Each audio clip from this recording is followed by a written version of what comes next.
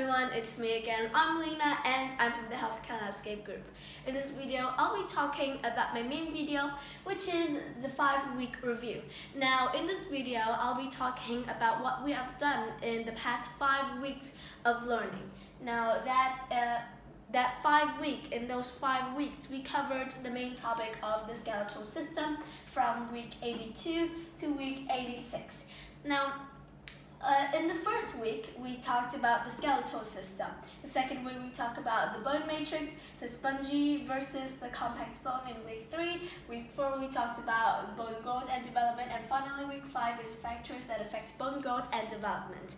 Now, as you can see, I have made a table, a chart of the 5 weeks review. And this is a requirement that I have mentioned in the meeting as well as the DE1. So this is a requirement of this main video. So we have to make, both of us, Kennedy and I, need to make a table on the 5 weeks review. And in that table, we'll need to talk about the topic of week 1, week 2, week 3, week 4, and 5, and the details of it, what we talked about it, the parts we talked about it, and just a short summary of all the main parts in that particular week.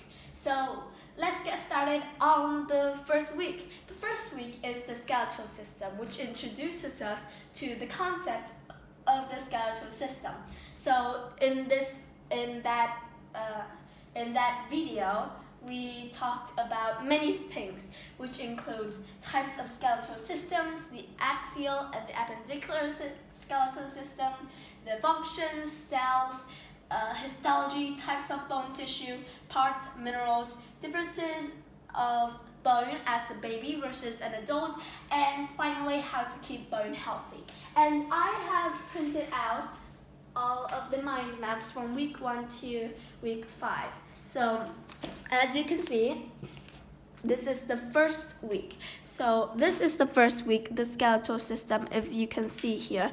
And there are types, functions, cells, histology, all of the things in that mind map. So yeah, that is basically what I talked about in the skeletal system. But there are 2 mind maps because this one is the introduction. So there are a lot of things to learn about.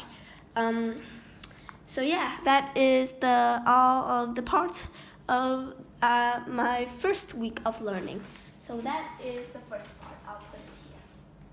For the second week, we talk about the bony matrix, in which we discover about the definitions of the bony matrix, the components of the bone matrix, its functions, what does it do, and its organic and inorganic compounds. So the components of the bone matrix are organic and inorganic compounds. So those 2 groups. And as seen in this mind map, you can see, if you can see that, you can see that there's the organic compounds, which includes collagen and ground substance, and inorganic compounds, which includes hydroxyapatite and other ions as well. So you see that I have it into 2 parts, 3 parts, and there's a model here illustrating that if we lack organic compounds, then what will it do to our bone, and if we lack inorganic compounds, what will it do to our bone? So that is my second week.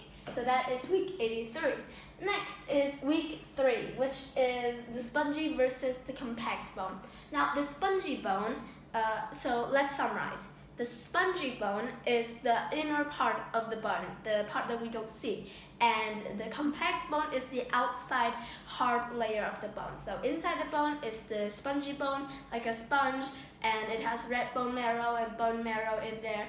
And the compact bone tissue is living tissue. It's not dead, it's living tissue, but it's just hard. So that is the spongy versus the compact bone.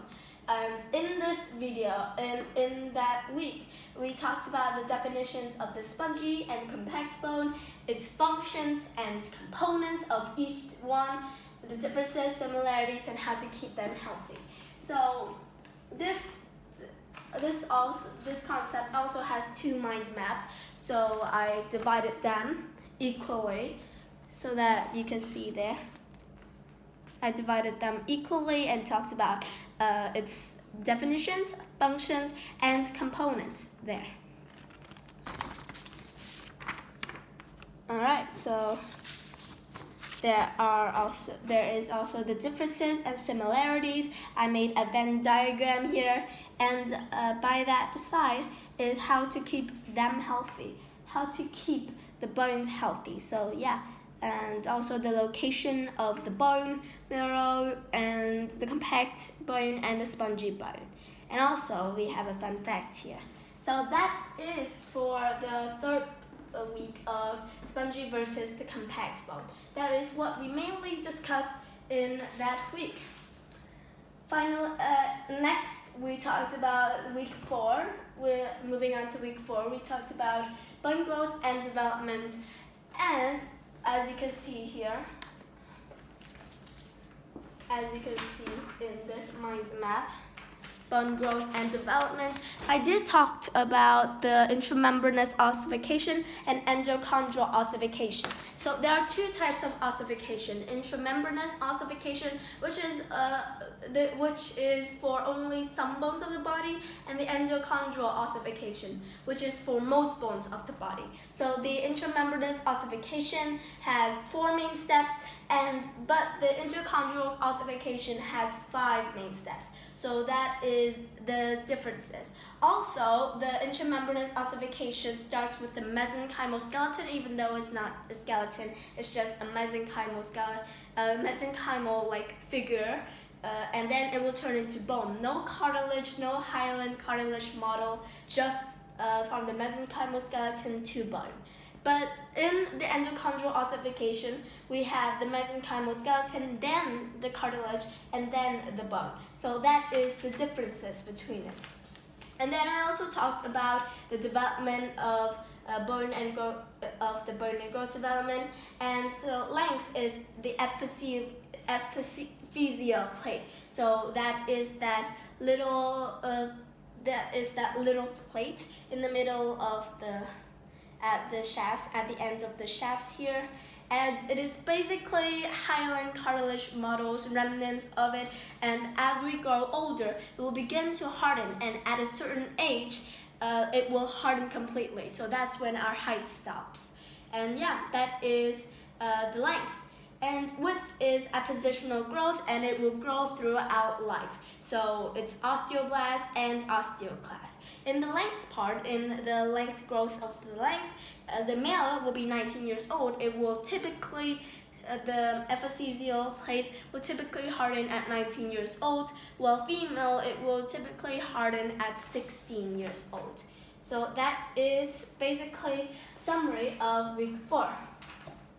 Now, in week 5, the reason that I don't have a mind map for week 5 is that in that week, I have had a trip with my scouting group, so I just went home and wasn't able to do this part, but Kennedy did it. Covered about factors that affect bone growth and development. Kennedy covered that part and did the main work, but I didn't because I didn't have time and energy as well. It was tiring from the camping trip, so I decided not to do it. So the factors that affect bone growth and development, that is for week 5. Kennedy still covered it, and that is the end of our 5 weeks review. That is the end of our 5-week learning on the skeletal system. Now, what is next, you might ask? Well, we have decided in the meeting that our next chapter of learning, our next topic of the human body is the muscular system, because the skeletal system and the muscular system combined together have a term of the musculoskeletal system, and they work together in order to allow for movement and other functions that we'll talk about and discover in the next topic of the muscular system. And we'll also divide into week 1, week 2, week 3, week 4, and week 5, and at the end of our muscular system learning, we will also make this video and this chart as well. So that is all for my video of the skeletal system. Thank you for listening to my video, and I hope to see you soon. Goodbye!